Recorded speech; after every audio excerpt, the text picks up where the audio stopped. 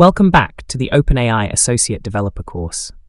In this section, we'll explore some of the more advanced properties and complex elements of the OpenAI Chat Completion API call. We will dive into each of the available properties, learning how to further refine our Chat Completion API calls. By leveraging the flexibility of these properties, we will optimize our interactions with the AI.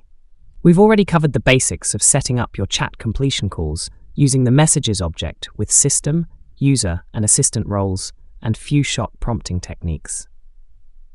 Now, we'll explore some of the more advanced and somewhat more complex properties which will give you more control over the AI's behavior and the responses it generates.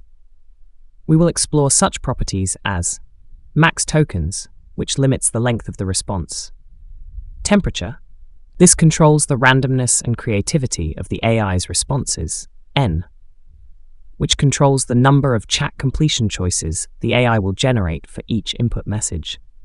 By adjusting these and many other available properties, which you can use in your OpenAI Chat Completion API calls, you can fine-tune the responses the AI will provide with better predictability.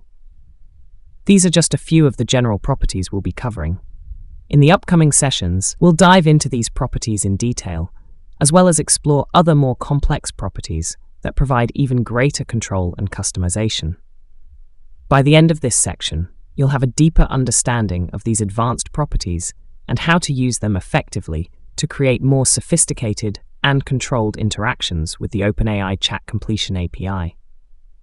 This knowledge will empower you to harness the full potential of the API, making your AI-driven applications even more powerful and tailored to your specific needs.